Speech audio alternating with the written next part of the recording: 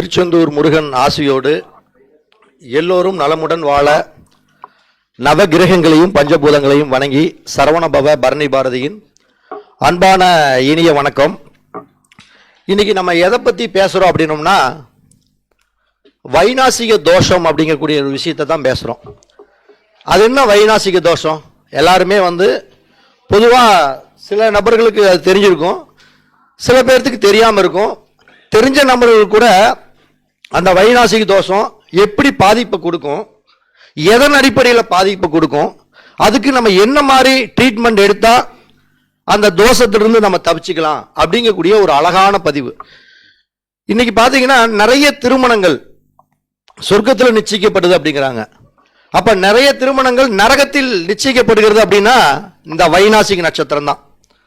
இந்த வைநாசிக நட்சத்திரத்துல ஒரு பையனையும் ஒரு பொண்ணையும் நம்ம ஜோடி சேர்த்திட்டோம்னா அந்த திருமணம் தான் சொர்க்கத்தில் நிச்சயிக்கப்படாமல் நரகத்தில் நிச்சயிக்கப்படுகிறது. இதுதான் உண்மை. அப்ப இந்த வைநாசிக நட்சத்திரம்னா என்ன அப்படின்னா, ஒரு ஜாதகருடைய உடலையும் ஒரு ஜாதகருடைய மனதையும் சிதைப்பதுதான் வைநாசிக நட்சத்திரம் அப்படின்னு தோஷங்கிறோம். அப்ப ஒருத்தருக்கு உடலை வதைக்கிறதுன்னு என்ன, ஏதாச்சும் ஒரு நோய் ஒரு உடல் ரீதியான தொந்தரவுகள் ரீதியா மன ரீதியான தொந்தரவுகள் ரீதியா அவன் பல விதத்துல கஷ்டத்துக்கு ஆளாயிச்சு. இந்த பைத்தியம் முடிச்சாப்புல சாலையிறாங்க பாத்தீங்களா, இல்ல உடல்ல நோய் ஆஸ்பத்திரியில எந்நேரம் ஆஸ்பத்திரிக்கு போயிட்டே இருக்கிறது, இது எல்லாமே அந்த தோஷத்தை கொடுக்கறது அந்த வைநாசிக தோஷம்னு. அப்ப இந்த வைநாசிக தோஷத்தை நம்ம எப்படி கண்டுபிடிக்கணும் அப்படின்னா, இது ஒன்றும் பெரிய மேட்ரே கிடையாது, ரொம்ப ரொம்ப சிம்பிளான மேட்ரு தான். இதை நீங்க எதுக்கு நீங்க மெயினா எடுத்துக்கணும் அப்படின்னம்னா, முதல்ல ஒரு ஜாதகம் பார்க்க உங்ககிட்ட வந்தாவே உங்ககிட்ட சில கேள்விகள் கேட்பாங்க. என்ன கேள்விகள் கேட்பாங்க? ஒரு திருமண பொருத்தம் பார்க்க வர்றவங்க, இந்த பையனை நாங்க சேர்த்தலாமா, இந்த பொண்ணு எங்களுக்கு குடும்பத்துக்கு செட் ஆகுமா, இல்ல இந்த பொண்ணு வந்ததுக்கு அப்புறம் எங்க குடும்பத்துல நல்ல யோகம் கிடைக்குமா, குடும்பம் அடுத்த ஸ்டேஜுக்கு போகுமான்னு கேட்பாங்க. ஒரு தொழில் செய்யறதுக்கு வர்றாங்க, இந்த ஜாதகரை நான் பார்ட்னரா போட்டு தொழில் செய்யலாமா அப்படின்னு கேட்கிறப்ப நீங்க என்ன பண்ணுவீங்க? மூளைக்கு போய் 7ஆம் இடம் எப்படி இருக்குது, சுய தொழில் செய்யக்கூடிய அந்த 7ஆம் பாவம் எப்படி இருக்குது, இப்படி இதெல்லாம் பார்த்து கிரகங்களை பார்ப்போம். அப்ப கேபி சொல்லுவோம், 7ஆம் பாவம் 2, 6, 10 பாவங்களை தொடர்பு கொண்டால் ஜாதகர் கூட்டு தொழில் மூலம் மிகப்பெரிய லாபத்தை அடைவார். இதுதான் லாஜிக். ஆனா இதுக்கு முன்னாடி நீங்க என்ன பண்ணணும் அப்படின்னா, இந்த வைநாசிக நட்சத்திரமா வருதா அவங்களுக்குன்னு பார்க்கணும். அப்ப இந்த வைநாசிக நட்சத்திரம் என்ன, ஒருத்தர் பிறந்த நட்சத்திரத்துக்கு 22வது நட்சத்திரமா என்ன நட்சத்திரம் வருதோ அந்த நட்சத்திரத்துக்கு பேரு தான் வைநாசிக நட்சத்திரம்னு பேரு. இப்ப நம்ம இடையில போய் ஒரு நட்சத்திரத்தை சொன்னோம்னா கன்ஃபியூஷன் ஆயிடுவாங்க, ஏன்னா எல்லாம் அடிப்படை ஸ்டேஜில் தான் இருக்கிறாங்க. அப்ப முதல்ல இருக்கக்கூடிய இந்த அஸ்வினி பரணி மேசராசியை நம்ம எடுத்துக்குவோம். அப்ப இந்த மேசராசிக்குள்ள என்னென்ன நட்சத்திரம் இருக்குது? அஸ்வினி நட்சத்திரம் இருக்குது, பரணி நட்சத்திரம் இருக்கு, கிருத்திகை நட்சத்திரம் இருக்குது. இது மாதிரி நீங்க மற்ற ராசிகளுக்கு போட்டு பார்த்துக்குங்க. நான் ஒரு விஷயத்த பேசுறோம்னா அது பாடம் நடத்தின மாதிரி பேசணும், அடுத்தவங்களுக்கு புரியுற மாதிரி பேசணும். ஏன்னா நிறைய பேர் எனக்கு கால் ஒரு நாளைக்கு ஒரு 40 to 50 கால் போன் வரும். அதுல ஜோதிடர்கள் யாருமே மேக்சிமம் பேச மாட்டாங்க, யாரும் ஒரு 2 பேர் தான் பேசுவாங்க. ஜோதிடமே அடிப்படையே தெரியாத, ஜோதிடம் புரியாதவங்க, ஜோதிடம் படிக்காதவங்க தான் போன போட்டு, சார் நீங்க பேசுறது எனக்கு நல்லா புரியுதுங்கிறாங்க. அதாவது ஜோதிடமே தெரியல, நீங்க பேசுறது எனக்கு நல்லா புரியுதுங்கிறாங்க. அத புரியுற அளவுக்கு நம்ம அந்த டெப்தா அழகா அவங்களுக்கு கொண்டு மூளையில செலுத்திடுறோம். இது எனக்கு ரொம்ப ஈஸியா தெரியுதுங்க, நான் ஜோதிடம் படிக்கலாமா, நான் உங்ககிட்ட படிக்கலான்னு ஆசைப்படுறேன்னு சொல்லி கிட்டத்தட்ட ஒரு 7 பேர் நம்ம வகுப்பு முடிஞ்ச வகுப்புகளுடைய டிவிடி கூட கேட்கறாங்க. அப்ப இந்த வைநாசிக நட்சத்திரங்கிறது 22வது நட்சத்திரம். இப்ப அஸ்வினி நட்சத்திரத்தை எடுத்துக்கிட்டோம்னு வச்சுக்கோங்க, அஸ்வினியிலிருந்து நம்ம எண்ணிட்டு வரணும். 22வது நட்சத்திரம் எது? அஸ்வினி, பரணி, கிருத்திகை, ரோகிணி, மிருகசீரிடம், திருவாதிரை, புனர்பூஷம், பூசம், ஆயில்யம், மகம், பூரம், உத்திரம், அஸ்தம், சித்திர, சுவாதி, விசாகம், அனுசம், கேட்டை, மூலம், பூராடம், உத்திராடம், திருவோணம். அப்ப இந்த அஸ்வினி நட்சத்திரத்துக்கு பிறந்தவங்களுக்கு திருவோண நட்சத்திரம் தான் வைநாசிக நட்சத்திரம். நல்லா புரிஞ்சுக்கிட்டீங்களா? அப்ப ஒருத்தர் உங்ககிட்ட ஜாதகம் பார்க்கறப்ப ஒரு பொண்ணும் பையனையும் சேர்த்துக்கிட்டு வர்றப்ப அஸ்வினி நட்சத்திரத்துல பிறந்த ஒரு பொண்ணுக்கு வரக்கூடிய மாப்பிள்ளை கொண்டுட்டு வர்றாங்க பாத்தீங்களா ஜாதகம், அந்த ஜாதகம் திருவோண நட்சத்திரமா இருந்துட்டா முதல்ல தூக்கி ஓரம் கட்டி நீங்க தூக்கி அனுப்பிச்சு விட்டுருங்க. இது செட்டே ஆகாது. ஏன்னா அவன் அவங்கள என்ன பண்ணுவான் அப்படின்னா கொடுமை பண்ணிடுவான். அந்த பொண்ணு கொடுமை பண்ணிடுவானா எந்த விதமா கொடுமை பண்ணுவான் அப்படின்னா, அந்த திருவோணத்தினுடைய அதிபதி யாரு? சந்திர பகவான். அப்ப அந்த சந்திரன் அவங்களுடைய லக்னத்துக்கு ஒரு உதாரணத்துக்கு வச்சுக்கோங்க, ஒரு மேச லக்னம்னு வச்சுக்க, ஒரு பேச்சுக்கு தான் சொல்றேன், ஒரு மேச லக்னம்னு வச்சுக்கலாம், புரிஞ்சதுக்காக தான், இது கோர்வையா நீங்க பார்க்க கூடாது, புரிதலுக்காக சொல்றேன். சப்போஸ் எந்த இடத்துல வரும்? மேச லக்னமா இருக்குது, அஸ்வினி நட்சத்திரத்தோட ஒரு பொண்ணுன்னே வச்சுக்கோங்க. திருவோண நட்சத்திரம் எங்க இருக்குது? அப்ப ராசியும் அதே தான், லக்னம் அதே தான், மகரத்துல தான் திருவோண நட்சத்திரம் இருக்குது. அப்ப அந்த பையன் மகர ராசியா தான் இருப்பான், அதுல மாற்றம் இல்லை. அப்ப 10ஆம் இடம் அப்படிங்கக்கூடிய இடத்துல தான் சந்திரன் இருப்பார். அப்ப என்ன பண்ணுவான் அவன்? சித்திரவதை, அந்த பிரச்சனை பண்ணுவான்.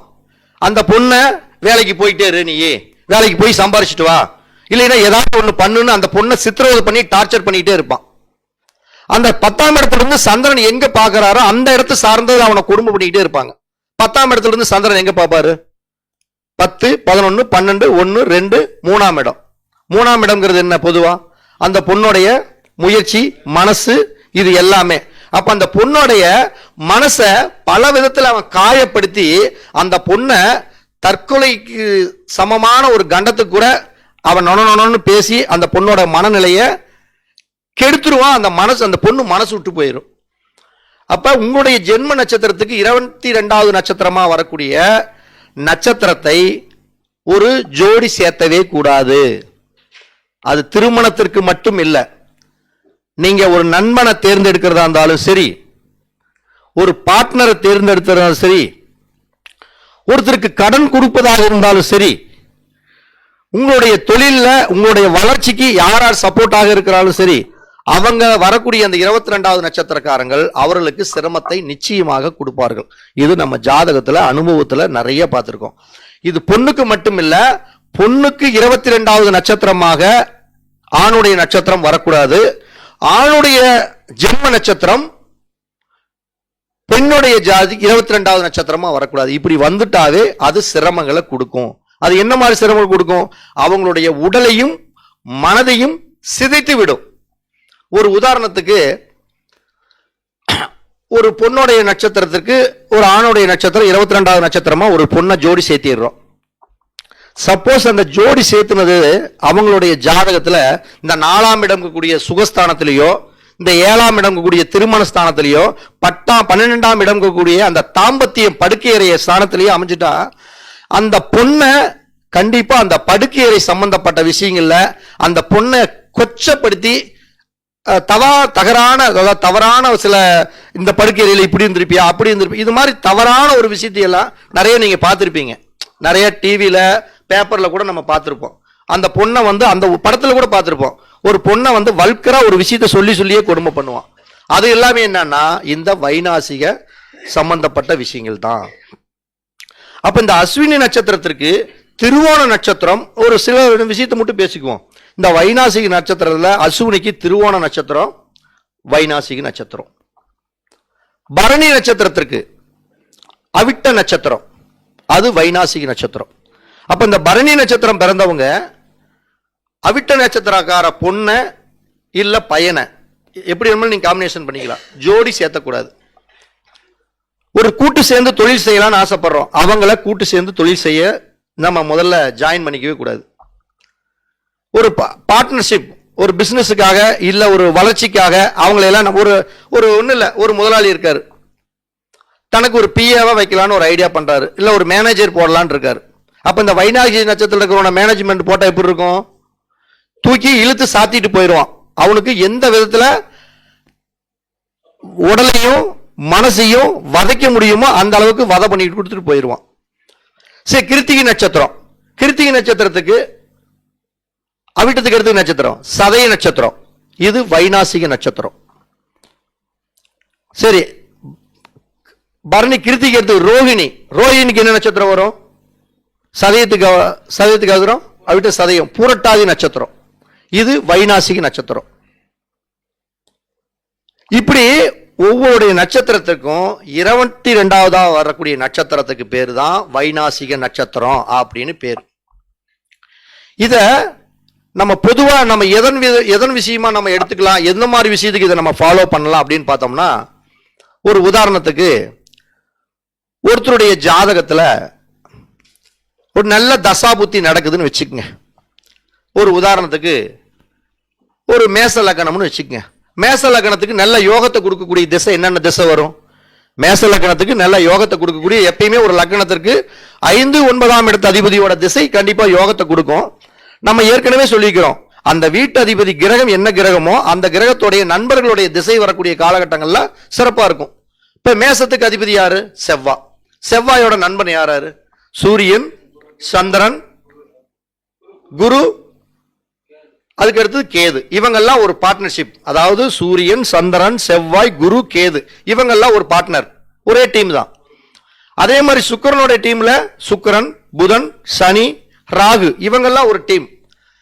அப்ப இந்த மேச லக்னத்திலேயே ஒருத்தர் பிறந்திருந்தாலும் சரி, அவங்களுக்கு அந்த அசுனி நட்சத்திரத்தில் ஒரு இருக்கிறாங்க, அவங்களுக்கு கரெக்டா 22வது நட்சத்திரமான அசுனியில 22வது நட்சத்திரம் அது திருவோண நட்சத்திரம். அப்ப திருவோண நட்சத்திரத்துல ஒரு ஜாதகத்துல ஒரு தசை புத்தி நடக்குதப்பா. திருவோண நட்சத்திரத்துல ஒரு தசையோ புத்தியோ நடக்குது ஒருத்தருக்கு. அவனுக்கு நன்மை செய்யக்கூடியவனா இருந்தாலுமே சரி, நல்லா புரிஞ்சுக்கங்க. இப்ப மேச லக்னத்துக்கு நன்மை சொல்றது குரு திசைன்னு சொல்லிட்டேன். மேச லக்னத்துக்கு 9ஆம் இடத்து அதிபதி பாகிஸ்தான் அதிபதி, அவருடைய திசை நடக்குது, அவர் நல்ல திசை தான். அப்ப நல்ல திசை நடக்குதுன்னா அது பொதுவாகவே அந்த கிரகம் குரு பகவான் 22வது நட்சத்திரத்தில் இருக்கணும். அசுவினி நட்சத்திரத்துக்கு 22வது நட்சத்திரத்தில் எங்க இருப்பாரு? மகர ராசியில் இருப்பார். மகர ராசியில திருவோணத்தில் இருப்பார்.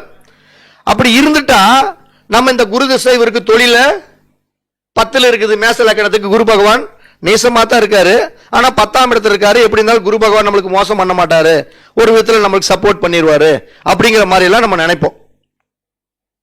அப்ப நம்ம அப்படி நினைக்கிறது தான் கடைசியில் முட்டாள்தனமா போயிடுறது. அந்த நேரத்துல தான் அவன் தொழில் செஞ்சு மாட்டிக்கிறது, தொழில லாஸ் ஆயிடுறது, தொழில அசிங்க அவமானத்தை அடைஞ்சிடுறது, தொழில ஒரு வெற்றி அடையாம ஏதாச்சும் ஒரு கர்ம காரியங்கள் சம்பந்தப்பட்ட விஷயங்கள் அவனோட மனசும் உடலும் சிதைக்கக்கூடிய அளவுக்கு தொழில மிகப்பெரிய லாஸ் ஆகி போயிடுவான். அந்த குரு பகவான் முதல்ல எத்தனாம் இடத்துக்கு அதிபதி? 9ஆம் இடத்துக்கு அதிபதி, 12ஆம் இடத்துக்கு அதிபதி. சந்திரன் எத்தனாம் இடத்து அதிபதி? திருவோணம், 4ஆம் இடத்து அதிபதி மேச லக்னத்துக்கு. அப்ப அந்த டைம்ல தான் ஒரு உதாரணத்துக்கு சொல்றேன், மேச லக்னத்துக்கு ஒரு குரு திசை நடக்குது. அந்த குரு பகவான் வந்து வைநாசிக நட்சத்திரமான திருவோண நட்சத்திரத்தில் இருக்குது. இப்ப குரு திசை நடக்குது, நல்லா புரிஞ்சுங்க. குரு திசை நடக்குது. அந்த குரு பகவான் நின்ன நட்சத்திரம் திருவோண நட்சத்திரம். அப்ப இந்த குரு திசை அவருக்கு நல்லா இருக்குமா அப்படின்னா, அந்த குரு எத்தனாம் இடத்துக்கு அதிபதி? 9ஆம் இடத்துக்கு அதிபதியும் 12ஆம் இடத்துக்கு அதிபதியும். அந்த சந்திரன், திருவோணங்கிறது யாரு? சந்திரன், மேச லக்னத்துக்கு 4ஆம் இடத்து அதிபதி. அப்ப அந்த டைம்ல தான் தொழில் செஞ்சு மிகப்பெரிய லாஸ் ஆகி நிலத்தை விற்கிறது. 4ஆம் இடங்கிறது நிலமா?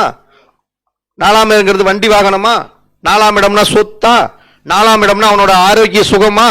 அப்ப அந்த டைம்ல தான் அவன் நிலத்தை விற்கிறது, வீட்டை விற்கிறது, வண்டி வாகனத்தை விற்கிறது, அவனோட ஆரோக்கியம் பாதிக்கிறது.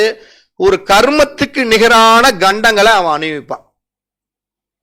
அப்ப இவங்களுடைய ஜாதகத்துல நீங்க எந்த ஜாதகத்தை பார்த்தாலும் முதல்ல உங்ககிட்ட வந்து கேட்கறாங்கன்னாவே, ஒரு பொண்ணு மாப்பிள்ளை ஜோடி சேர்த்த போனாலும் சரி, தொழில் ரீதியான ஒரு பார்ட்னர் முறையில் அமைக்கிறது மாதிரி ஒரு விஷயத்தை கேட்டாலும் சரி, நீங்க உடனே என்ன பண்ணணும்?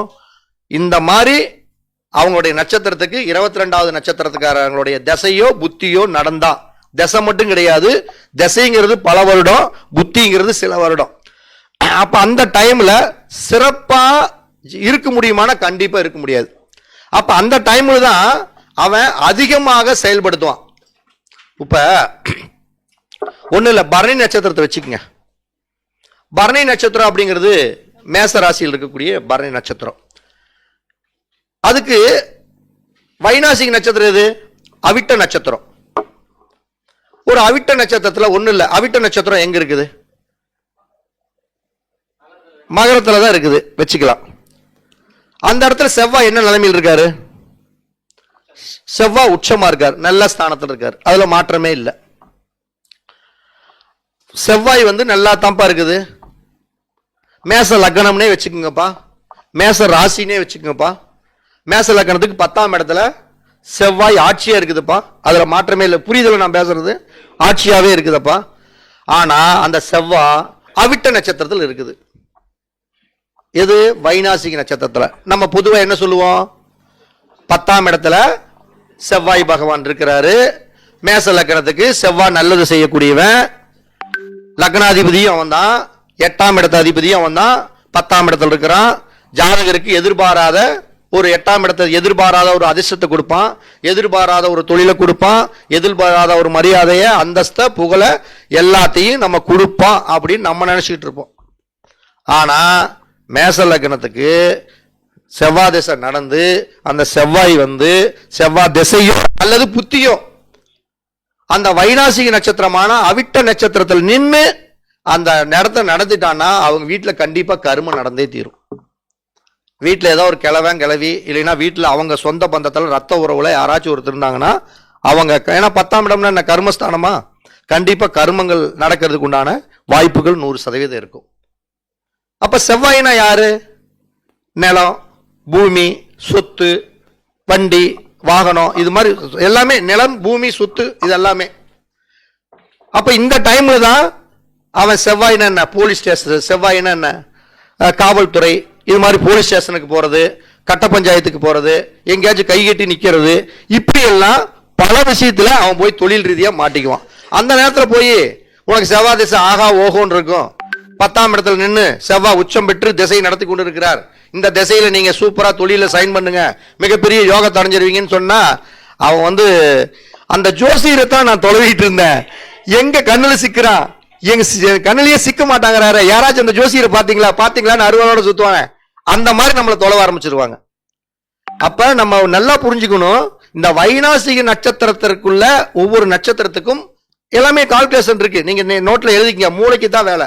நீங்க நோட்ல இருக்கிறத படிக்க வேணாம். அஸ்வினி நட்சத்திரமா திருவோண நட்சத்திரம், பரணி நட்சத்திரம் அவிட்ட நட்சத்திரம், கிருத்திகை நட்சத்திரம் சதய நட்சத்திரம், இப்படி 22வது நட்சத்திரத்திலே எழுதிட்டு அதை நாளைக்கு நீங்க பொருத்தம் பார்க்கறதுக்கா இருந்தாலும் சரி, தொழிலுக்கா இருந்தாலும் சரி, பார்ட்னர் சேர்த்துறதா இருந்தாலும் சரி, ஒரு பொண்ணுக்கு ஆணோடைய நட்சத்திரம், ஆணுக்கு பொண்ணு ஜென்ம நட்சத்திரமாக இந்த 22வது நட்சத்திரம் வந்தாவே அது பல விதத்துல சிரமங்களை கொடுக்கும். அது எந்த பாவத்துல இருக்குதோ அதன் ரீதியாக அவன் உடலளவும் மனதளவும் பாதிக்கப்படுவான். 4ஆம் இடத்துல இருந்தா நிலம் வீடு, 7ஆம் இடத்துல இருந்தா திருமண வாழ்க்கை, 10ஆம் இடத்துல இருந்தா தொழில் ரீதியான பிரச்சனை, 6ஆம் இடத்துல இருந்தா வேலை சார்ந்த விஷயம், 2ஆம் இடத்துல இருந்துன்னா கண்டிப்பா அவனுடைய பேச்சு எங்கேயாச்சும் பேசி நட்டுக்கும், கடைசியில பேச்சினால எங்கேயாச்சும் அடிதுட்டு வருவான், பணம் பூரா அவனுக்கு விரயமாயிரும், சொன்ன சொல்ல காப்பாற்ற முடியாம போயிடும். 3ஆம் இடத்துல இருந்துன்னா அவனுடைய எந்த காரியத்தை செஞ்சாலும் அந்த காரியத்தில் தோத்துக்கிட்டே இருப்பான், சகோதரனோட ஒத்துழைப்பு கிடைக்காம போகும். 5ஆம் இடத்துல இருந்துன்னா குழந்தை சொன்ன பேச்சு கேட்காது, காதல் பண்றான் அந்த டைம்ல கண்டிப்பா அப்பதான் போய் எங்கேயாச்சும் ஒரு பக்கம் மாட்டிட்டு அடிதுட்டு வருவான். 6ஆம் இடத்துல இருக்குது நோயால பாதிக்கப்படுவான், கடனால பாதிக்கப்படுவான். 8ஆம் இடத்துல இருக்குது அசிங்க அவமானத்தை அடைவான். 9ஆம் இடத்துல இருப்பான், அப்பதான் அப்பனுக்கு மகனுக்கு 2 பேருக்கு நீயாச்சும் பாக்கற அருவாள் எடுத்துட்டு இவன் நிப்பான், அவன் அருவாள் எடுத்துட்டு நிப்பான். அப்பனும் மகனுக்கு எத்தனை வீட்டுல சண்டை நடக்குது, அப்பனை ஒரு பையன் வெட்டி விட்டானாமா, பையன் அதே மாதிரி மகனை கொண்டு விட்டானாமா, இப்படி எல்லாம் நிறைய நடக்குது. 10ஆம் இடத்துல தொழில், 11ஆம் இடத்துல சேர்த்தி வச்சிருந்த சொத்தை பூரா பேங்க் பேலன்ஸ் பூரா தீர்த்து போடுறது, 12ஆம் இடத்துல தான் நிம்மதி இல்லாம தூக்கம் இல்லாம அவன் நாய் பேய அலையிறது. அப்ப இப்படி எல்லாமே ஒரு நட்சத்திரத்துக்கு 22வது நட்சத்திரம் மாறக்கூடிய இந்த வைநாசிக நட்சத்திரம் அவர்களுக்கு தோஷத்தை கொடுக்கும். இது எந்த கிரகமா இருந்தாலும் சரி, ஒரு லக்னத்துக்கு நீங்க நல்லது செய்யக்கூடிய கிரகம்னு நினைக்காதீங்க, அதே மாதிரி கெட்டது செய்யக்கூடிய கிரகம் நினைக்காதீங்க. எந்த கிரகத்தோடைய தசா புத்திகள் நடந்தாலும் அந்த கிரகத்தோ புத்தி, இந்த புத்தி தான் நமக்கு எப்பயுமே வழி. ஏன்னா நல்லா புரிஞ்சுக்கங்க, திசை இருக்குது, சுக்கிர திசை 7ஆம் பாவத்தை ஈக்கிறது, தொடர்புகளில் 1, 3, 5, 7, 9 பாரம்பரியத்தில் நம்ம கேபியில சொல்றோம். அப்ப சுக்கிர திசையில இந்த ஜாதகருக்கு திருமணம் நடந்ததையோ 20 வருஷத்துல சொன்னாலும் சொல்லி நடக்கத்தான் போகுது. வயசு 20 வயசு ஆயிடுச்சு, 2023 20 வயசு வந்துருச்சு, 2043 வரைக்கும் எனக்கு சுக்கிர திசை தான். இந்த சுக்கிர திசை சொன்னாலும் சொல்லி எனக்கு கல்யாணம் நடக்கத்தான் போகுது, 20 வருஷம் நடக்குதானே போகுது, நீ என்ன புதுசா சொல்ற அப்படின்னு தான் கேட்பான். அப்ப திசையை விட யாரு வலியுது? புத்திநாதன் வலியுது. அப்ப புத்திநாதன் தான் நம்ம கேபியில உபநட்சத்திரம் அப்படிங்கிறோம். அப்ப இந்த புத்திநாதன் அது எந்த கிரகமா இருந்தாலும் சரி, எந்த திசை எந்த புத்தி நடக்கட்டும், நீங்க திசையை விட்டுருங்க, எந்த புத்தி நடந்தாலும் சரி, முதல்ல உங்க மூளைக்கு என்ன வரணும்? அந்த புத்தி நடந்தப்ப அந்த நட்சத்திரத்துக்கு பிறந்தவனோட அந்த ஜாதகர் கொண்டாடுற ஜாதகருக்கு பிறந்த நட்சத்திரத்துக்கு அந்த புத்தி நடத்துறவனோட 22வது நட்சத்திரத்துல நின்று ஒரு புத்தி நடத்துறானாங்கிறது மூளையை ஃபர்ஸ்ட் பாத்துங்க. நீங்க டக்குன்னு பலன் சொல்றதுக்கு சிம்பிளான மேட்ரு. இப்ப இந்த புத்தி அவனுக்கு நல்லபடியா நடக்குமா நடக்காதா பலன் சொல்றதுக்கு நல்லா புரிஞ்சுக்க, சிம்பிளா சொல்லி தர்றேன். ஒரு உதாரணத்துக்கு ஏதோ ஒரு லக்கணத்தை சொல்லுங்க, நீங்களே சொல்லுங்க, ஏதோ ஒரு லக்கணத்தை சொல்லுங்க. சிம்ம லக்கணம். நட்சத்திரத்தை சொல்லுங்க. மக நட்சத்திரம்.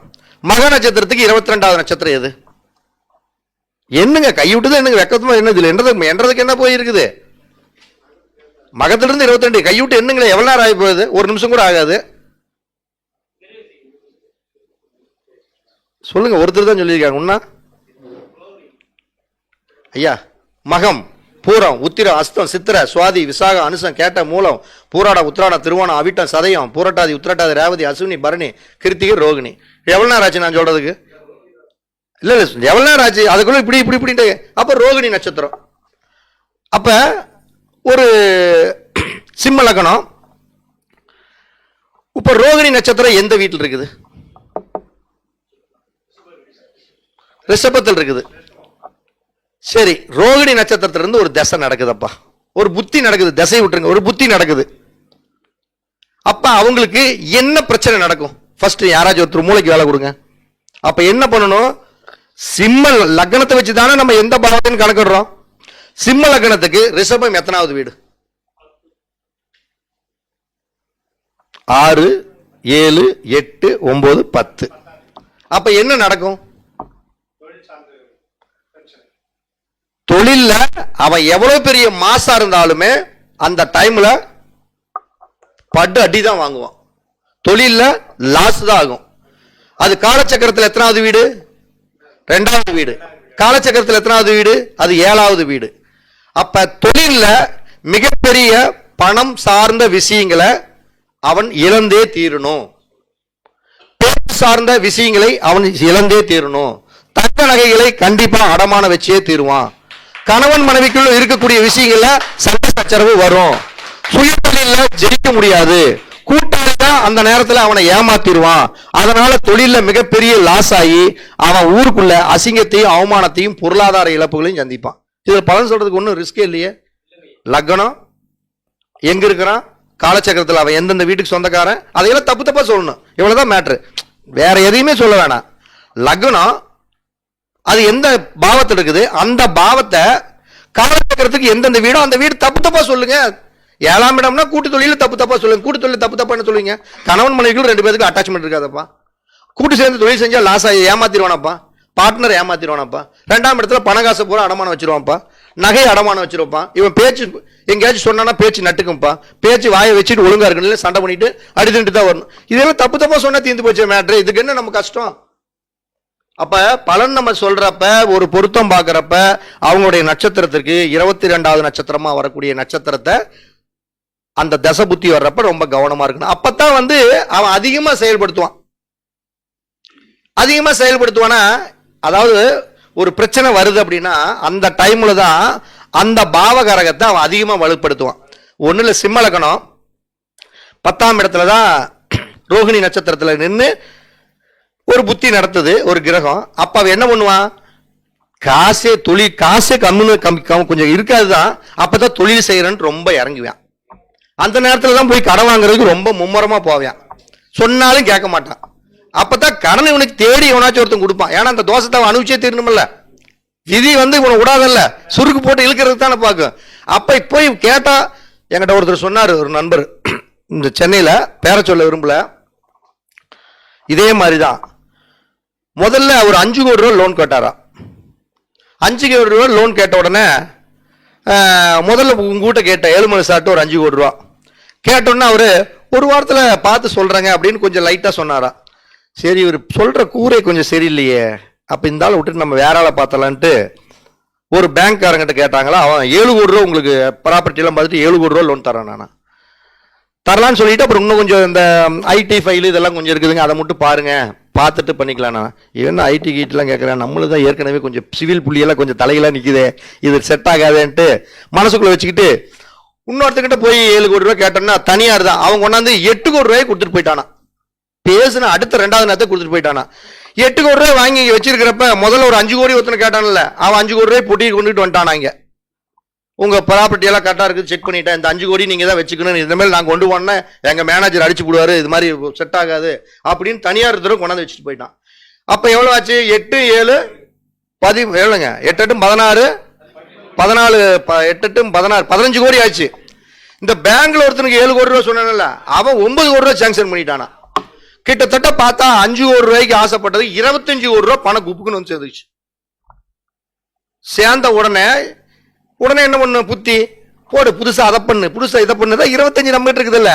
இவன் கவுண்ட் பண்ணி சொன்ன மாதிரி இந்த ஊர் என்ன வேலை, இந்த தெரு என்ன வேலை, ஐயோ இப்ப ஏதாச்சும் ஒண்ணு வாங்கியே ஆகணுமே அப்படிங்கிற மாதிரி உடனே கவுண்ட் பண்ணி மாதிரி அதை வாங்கணும் இதை வாங்கணும்ட்டு அது இதுன்னு கொஞ்சம் போட்டாரு. போட்ட உடனே அப்பதான் கொரோனா வைரஸ், கொரோனா அப்படி இப்படின்னு அந்த இதெல்லாம் வருது. அப்ப எப்படி இருக்கும்? பேங்க்காரன் ஒரு பக்கம், இங்க ஒரு பக்கம், அந்த 3 கோடி ஒரு பக்கம், இப்படி போட்டு நெருக்குது. அப்ப இந்த அவர் சொன்ன மாதிரி இந்த கொரோனா அந்த கொரோனாவை நசுக்குகிறது அப்படிங்கிற மாதிரி அவங்களுடைய லைஃப் ஸ்டைல் போச்சு. அப்ப அவங்க எவ்வளவு, அப்ப என்னன்னா, அப்ப அவங்களுக்கு நடந்துட்டு இருந்த உண்மையானமே புத்தி வந்து வைநாசிகத்தோடைய புத்தி நடந்தது. ஒருத்தனை கெடுக்கணும் அப்படின்னா கொடுத்தா தான்ப்பா கெடுக்க முடியும். ஒருத்த கடன்காரன் ஆகிறான்னா எவனுக்கு ஒருத்தனுக்கு கடன் தேடி வருதுன்னா ஒரு நல்ல புத்தியில அவன் கடன்காரன் ஆகிறான், அடுத்த புத்தியில அப்படின்னு அர்த்தம். அது நல்லா தெரிஞ்சுக்கலாம். நம்ம தராதவன் எல்லாம் ஒருத்தன் கடன் கொடுக்கறதுக்கு நம்மளுக்கு முன்னுக்கு வர்றான்னா நம்ம இங்கேயோ சிக்கிறோம்னு அர்த்தம். ஓ, நடந்துச்சுங்களாங்க ஐயா. அப்ப இப்படி எல்லாமே இந்த புத்தி வேலை செய்யும். அப்ப அந்த நேரத்துல தான் இப்போ சிம்ம லக்கணத்தை பத்தி பேசணும். சிம்ம லக்கணத்துக்கு 10ஆம் இடத்துன்னு சொன்னோம். ரோகிணி நட்சத்திரத்துல புத்தி நடந்தது. அப்பதான் என்ன பண்ணுவாங்கன்னா, அந்த ரோகிணி நட்சத்திரத்தோடைய விஷயத்தை எல்லாம் ரொம்ப ஆக்டிவேஷன் பண்ணுவாங்க. அப்ப ரோகிணி நட்சத்திரத்தோட விஷயங்கள் என்னென்ன அப்படிங்கிறது நம்மளுக்கு தெரியணும். அதுதான் சொன்னாரு. யாரு சொன்னாரு? ஐயா வாங்க, அப்படியே அவரை வச்சுக்கிட்டே பேசணுமல்ல. இப்ப ரோகிணி நட்சத்திரத்துக்கு அவங்க அந்த பாவத்தை இயக்குறாங்கன்னா என்ன மாதிரி விஷயத்தை இயக்குவாங்க? ரோகிணி நட்சத்திரத்துக்கு என்னென்ன? இல்ல கோயிலை விட்டு தள்ளுங்க. சரி, ரோகிணி நட்சத்திரத்துக்கு என்ன எழுதிட்டு வந்தீங்க? ரைட்டு, 3ஆம் பிறையும் பார்க்கணுமா? அப்பதான் அவன் 3ஆம் பிறையை பார்ப்பான். அதாவது இயற்கையாவே அப்ப 3ஆம் பிறையை தான் அவன் பார்ப்பான். ஒண்ணு. அடுத்தது என்ன எழுதியிருக்காரு? முருகனோட வழிபாடுமா. கண்டிப்பா அப்பதான் முருகனுடைய கோயிலுக்கு அடிக்கடி போவான். ஏன்னா அந்த கிரகத்தை வந்து அவன் வலிமைப்படுத்துறது, அதாவது வலிமைப்படுத்தக்கூடாதுங்கிறதுக்காக தான் பேசிட்டு இருக்கிறோம். உணவுக்கு என்ன பண்ணா? அப்பதான் கடையில எங்க இங்க போட்டிருக்குது, என்ன போட்டிருக்குது? இளநீர். அப்பதான் இளநீ அதிகமா சாப்பிட்டுக்கிட்டு இருப்பான். அடுத்து இங்க போட்டிருக்காரு, என்ன போட்டிருக்காரு? நீங்களே சொல்லுங்க, நீங்க சொல்லி. தேங்காய் பால் சாப்பிடுறது, சப்போட்டா போட்டிருக்காரு, எலுமிச்சம்பழத்தை போட்டிருக்காரு, சாப்பாடு போட்டிருக்காரு. இது மாதிரி எலுமிச்சம்பழ ஜூஸ் போடுறது. இப்ப கருங்காலி மாலை ஒரு உதாரணத்துக்கு ட்ரெண்டிங் இன்னைக்கு இதுதான். இப்ப ரோகிணி நட்சத்திரத்துல ஒருத்தரோட நட்சத்திரத்துக்கு ரோகிணி நட்சத்திரத்துல ஒரு வைநாசி நட்சத்திரமா வந்துருச்சு. அப்பதான் போய் நான் வைநாசி எல்லாருமே ஊருக்குள்ள வந்து யாராரு தனுசு போட்டாரு. அடுத்தது வந்து இன்னொரு டைரக்டர் சிவகார்த்திகேயன், லோகேஷ் கனகராஜ் ஐயா போட்டாரு. இப்ப எல்லாருமே போட்டாங்க, நம்மளும் ஒண்ணு போடலான்ட்டு எடுத்து சட்டைக்குள்ள எல்லாம் அவனும் போறது இல்ல, சட்டைக்கு வெளியே தூக்கி இவ்வளவு தூரம் காமிச்சிடுறியா, அது என்னமோ ட்ரெண்டிங்கா. இப்படி காமிச்சு அந்த கருங்காலை மலை போட்டுக்கிட்டு வெளியே சுத்துறப்பதான் அவன் போய் மாட்டிக்கிறான். அப்ப எதுக்கு நம்ம பேசுறோம்னா, உங்களுக்கு நல்லா புரிஞ்சுக்கங்க, உங்களுக்கு வைநாசிக நட்சத்திரமாக எந்த நட்சத்திரம் வருகிறதோ அந்த நட்சத்திர உணவுகளை சாப்பிடக்கூடாது, பொருள்களை அதிகம் உபயோகிக்க கூடாது, அந்த தெய்வங்களை வழிபடக்கூடாது, அந்த உறவு முறைகளில் ஜோடி சேரக்கூடாது. இவ்வளவுதான் மேட்ரு. இதைத்தான் நீங்க நல்லா புரிஞ்சு வச்சுக்கணும். அப்ப இப்படித்தான் ஒரு விஷயங்களை நம்ம இயக்கக்கூடிய சூழ்நிலை இருக்கு. அந்த மாதிரி காரியத்தை தான் அவன் செய்வான். அப்ப இப்படி செய்யறப்ப அதுக்கு நம்ம என்ன பண்ணணும்? அதுக்கு ஏதாச்சும் கோயில் இருக்குதா, இல்ல பரிகாரங்கள் இருக்குதா, அப்படி தசை நடக்கிறப்ப புத்தி நடக்கிறப்ப என்ன மாதிரி பண்ணணும் அப்படிங்கிற ஒரு விஷயம். எப்பயுமே அந்த நட்சத்திரம் எதுவோ அந்த நட்சத்திரம் எந்த மாசத்துல இருக்குதோ அப்பதான் கோயிலுக்கு போகணும். நல்லா புரிஞ்சுக்கங்க. ஒரு ஆஸ்பத்திரிக்கு டாக்டரை பார்க்க போறோம். டாக்டர் புதன்கிழமை 4 to 7 தான் டாக்டருக்கு அப்பாயின்மெண்ட். 2 மணிக்கு போய் உட்கார்ந்தாலும் 4 மணி நேரம் உட்கார்ந்துட்டு தான் இருக்கணும். புதன்கிழமை 4 மணிக்கு போறதுக்கு நீங்க செவ்வாய்க்கிழமை போய் உட்கார்ந்து இருந்தாலும் புதன்கிழமை 4 மணி நேரம் அங்க உட்கார்ந்து இருந்தா பார்க்கலாம். மற்ற நேரத்தில் உங்களால பார்க்க முடியாது. அப்ப இடம் பொருள் அறிந்து தான் எந்த வேலையும் செய்யணும். பரிகாரங்களும் அதே மாதிரி தான். அப்ப இந்த வைநாசிக தோஷத்துக்கு இப்ப அஸ்வினி நட்சத்திரம் இருக்குது. அஸ்வினி நட்சத்திரத்துக்கு நம்மளுக்கு திருவோண நட்சத்திரம், வைநாசிக நட்சத்திரம். அப்ப இந்த திருவோண நட்சத்திரத்துல ஒரு கிரகம் நின்று புத்தி நடத்துது. அப்ப வைநாசிக தோஷம், அது அந்த கிரகம் எந்த பாவத்தில் இருக்கிறதோ, அது காலச்சக்கரத்துல எந்தெந்த வீடோ அதுக்குண்டான தோஷங்களை அவங்க அனுபவிக்கிறாங்க. அதுக்கு நம்ம என்ன பண்ணணும் அப்படின்னு பார்த்தோம்னா, இந்த அஸ்வினி நட்சத்திரத்துக்கு மட்டும் இது மாதிரி கோயில் இருக்குது. ஆனா கோயில் எல்லாமே தெரியும், நிறைய பேருக்கு இந்த கோயில் எல்லாம் வெளியில் வந்துருச்சு. ஆனா அதை எப்படி பயன்படுத்தணும், எங்க பயன்படுத்தணும், என்ன மாதிரி பயன்படுத்தணுங்கிற மேட்டர் தான் முக்கியம். அப்ப அஸ்வினி நட்சத்திரத்துக்கு மாயக்காத்த பெருமாள் அப்படிங்கக்கூடிய அந்த பெருமாள் சன்னதி இப்ப அது திருநெல்வேலியில ஊர்ல இருக்குது. அப்ப அஸ்வினி நட்சத்திரத்துல பிறந்தவங்களுக்கு இந்த திருவோண நட்சத்திரத்துல ஒரு கிரகம் நின்று புத்தி நடத்தக்கூடிய காலகட்டங்கள்ல மாயக்காத்த பெருமாள் திருநெல்வேலி அந்த கோயிலுக்கு போய் அது எப்ப போகணும் அப்படின்னு பார்த்தோம்னா, அந்த கிரகம் எந்த வீட்டுல இருக்குதோ, இப்ப எங்க இருக்கு ரோகிணி, எங்க இருக்கும், ரிஷப ராசியில் இருக்கும். அப்ப ரிஷப ராசிங்கிறது என்னாவது மாசம், வைகாசி மாசம். அப்ப அந்த வைகாசி மாசம் போகணும். இல்லைன்னா அதனுடைய 5ஆம் இடமான ராசியும் 9ஆம் இடத்துக்கும் போகணும். அப்ப வைகாசி, ஆனி, ஆடி, ஆவணி, புரட்டாசி மாசம் போகணும். அல்லது புரட்டாசி, ஐப்பசி, கார்த்திகை, மார்கழி, தை மாசம் போகணும். எப்ப வைகாசி, புரட்டாசி, தை, இந்த 3 மாத காலகட்டங்களில் உங்களுடைய வைநாசிக நட்சத்திரம் என்ன நட்சத்திரமோ அந்த நட்சத்திரத்துல தான் போகணுமே தவிர மற்ற நட்சத்திரத்துல போய் நீங்க ஜெயிக்க முடியாது. உங்களுடைய தோஷம் கண்டிப்பா நிவர்த்தி ஆகாது. அதை நல்லா புரிஞ்சுக்கணும். அதே மாதிரி பரணி நட்சத்திரம் இருக்குது. பரணி நட்சத்திரத்துக்கு திருவெண்ணைநல்லூர் சிவனுடைய ஆலயம் தான். அப்ப அந்த சிவனுடைய ஆலயத்துக்கு தான் நீங்க போயாகணும். அப்ப பரணி நட்சத்திரத்துக்கு அவிட்ட நட்சத்திரம் தான் வைநாசிக நட்சத்திரம். அது எந்த மாசம், அவிட்ட நட்சத்திரம் எங்க இருக்குது, காலச்சக்கரத்துல 10வது வீட்டில் இருக்குது. அப்ப என்ன மாசம், தை மாசம். தை மாசம் போகணும். தை, மாசி, பங்குனி, சித்திரை, வைகாசி மாசம் போகணும். வைகாசி, ஆனி, ஆடி, ஆவணி, புரட்டாசி மாசம் போகணும். இந்த மாசத்துல அவிட்ட நட்சத்திரம் என்னைக்கு வருதோ அந்த நட்சத்திரத்தன்னைக்கு தான் அந்த வைநாசிக கோயிலுக்கு போகணும். போனா மட்டும்தான் அந்த தோஷம் நிவர்த்தி ஆகும். அப்ப நம்ம எந்த கிரகங்கள் வைநாசிக நட்சத்திரம் இருக்குது, ஒண்ணு இல்ல, பரணி நட்சத்திரத்துக்கு அவிட்ட நட்சத்திரம், வைநாசிக நட்சத்திரம். அப்ப அவங்க என்ன பண்ணணும், அந்த கிரக காரக உறவுகளை பலப்படுத்தணும். அவங்களுக்கு நம்ம சப்போர்ட் பண்ணணும். சப்போர்ட் பண்ணணும்னா அதை எடுத்துக்க கூடாது, அவங்களுக்கு உதவி பண்ணணும். கோயிலுக்கும் போகணும், உதவி பண்ணணும். என்ன உதவி பண்ணுவீங்க, நிலம் வாங்கி கொடுப்பீங்களா, 1 ஏக்கர் இருக்குது, இல்ல 5 சென்ட் வாங்கி கொடுத்துருவீங்களா?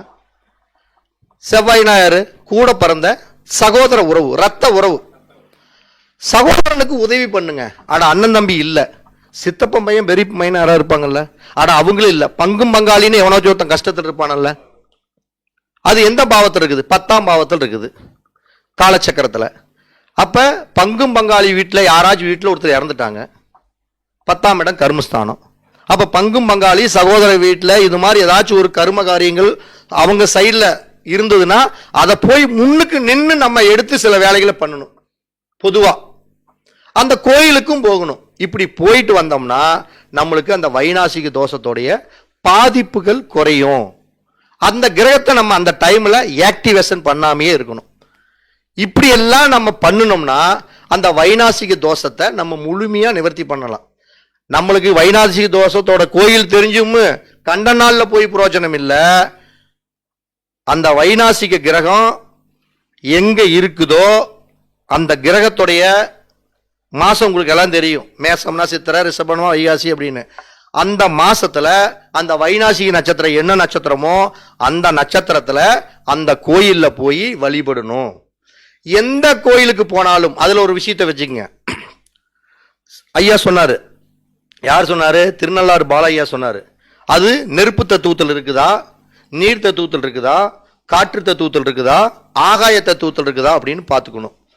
அப்ப சப்போஸ் உங்களுடைய நட்சத்திரம் வைகாசி நட்சத்திரத்துக்கு உண்டான ஒரு கிரகம் ஒரு கிரகம் ஒரு புத்தி நடத்துது, அது நீர் ராசியில் இருக்குது, நம்ம அந்த கோயிலுக்கு போயிட்டு சும்மா வரக்கூடாது.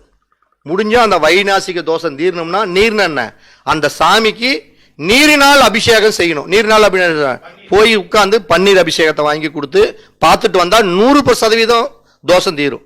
இளநீ அபிஷேகம், நீர் அபிஷேகம், பஞ்சாமிர்தம், இது மாதிரி நீரால் அபிஷேகம் பண்ணீங்கன்னா ரொம்ப சிறப்பா இருக்கும்.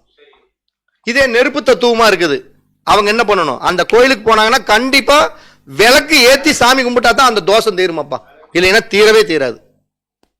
நிலத்தத்துவம், நிலத்துக்கு என்ன பண்ணுவீங்க? நிலத்துக்கு என்னங்க ஐயா பண்ணுவீங்க? நிலத்துக்கு எந்த இடத்துக்கு நம்ம அந்த தோஷம் இருந்தாலும் அந்த கோயில்ல போய் நம்ம முதல்ல உட்கார்ந்துடணும். அதுவும் தாராளமா பண்ணலாம். அந்த இடத்துல போய் நம்ம உட்கார்ந்துடணும். உட்கார்ந்துட்டு முடிஞ்சா ஒரு இடத்துல பெரிய நிறைய கோயில், பெரிய கோயிலா இருக்குது, அங்க போய் நம்ம சுத்திட்டு இருக்க முடியுமா? குறைஞ்சபட்சம் ஒரு 1.5 மணி நேரம் 2 மணி நேரம்னாச்சும் அந்த நிலத்துல போய் நம்ம நல்லா உட்கார்ந்து ஃபுல்லா என்னென்ன பிரார்த்தனை பண்ணுமோ அத்தனையும் பண்ணீங்கன்னா உங்களுக்கு அந்த வைநாசிக தோஷம், இந்த கோயிலையும் பண்ணி இதையும் பண்ணி அந்த பஞ்சபூதங்களுக்கு தகுந்தவாறு பண்ணணும். அவங்க நட்டா தான் ஆச்சு, நடுலினா அது எப்படி ஏத்துக்கும்? அடுத்த கோயில நம்ம சொந்த கோயிலா இருந்தா நடலாம், அடுத்த கோயில எப்படி போய் நட முடியும்? இதே காற்று தத்துவமா இருக்குது. காற்றுக்கு என்ன பண்ணலாம் ஐயா? நான் உங்களுக்கு சொன்னேன், காற்றுக்கு சொல்லியிருப்பேன்.